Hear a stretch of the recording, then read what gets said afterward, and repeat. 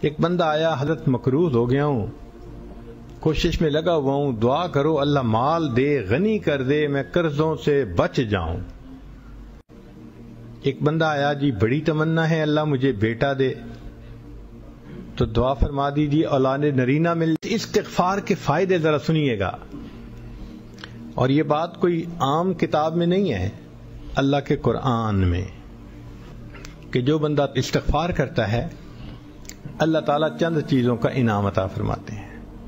حضرت حسن رضی اللہ تعالیٰ عنہ ایک مرتبہ تشریف فرما تھے، ایک بندہ آیا، کہتے حضرت بڑا گنہگار ہوں، کوئی عمل بتا دیں گناہ معاف ہو جائیں۔ ان کا جاؤ استغفار کرو۔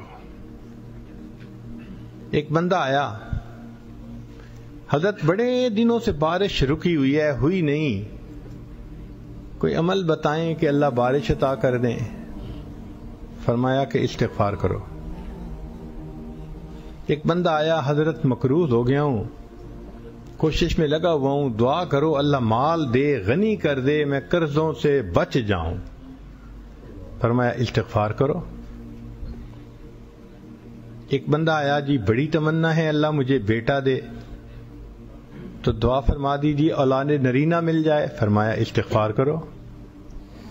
ایک بندہ آیا، جی میرا باغ ہے، دعا کریں پھل بہت دے تاکہ ریٹرن زیادہ ہو۔ فرمایا استغفار کرو۔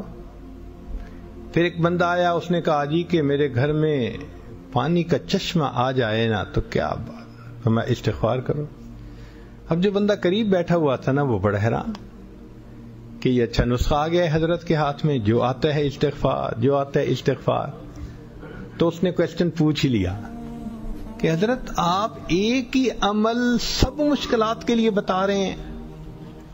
تو سیدنا حسن رضی اللہ تعالیٰ عنہ نے قرآن مجید کی آیت پڑھی کہ اللہ تعالیٰ قرآن مجید میں فرماتے ہیں فَقُلْتُ اسْتَغْفِرُوا رَبَّكُمْ إِنَّهُ كَانَ غَفَّارًا، تو گناہ معاف ہوتے ہیں استغفار کرنے سے۔ يُرْسِلِ السَّمَاءَ عَلَيْكُمْ مِدْرَارًا، وہ تم پر بارشیں برسائے گا۔ وَيُمْدِدْكُمْ بِأَمْوَالٍ، وہ مال سے تمہاری مدد کرے گا۔ وَبَنِينَ، اور بیٹوں سے تمہاری مدد کرے گا۔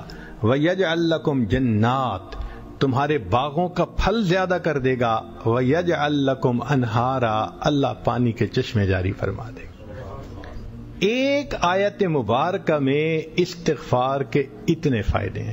آج مجھے بتائیں جتنے لوگ پریشان ہوتے ہیں، عورت پریشان اولاد نرینہ نہیں ہے، مرد پریشان بچے ہی نہیں ہوتے، مرد پریشان کہ جی قرضے سر پہ چڑھ گئے، کوئی پریشان گناہ بہت ہو گئے، کوئی چاہتا ہے کہ اللہ تعالیٰ میرے کاروبار میں برکت دے دے، تو بھئی جیسے باغ کا پھل بڑھ جاتا ہے تو یہ کاروبار بھی تو باغ کی مانند ہے۔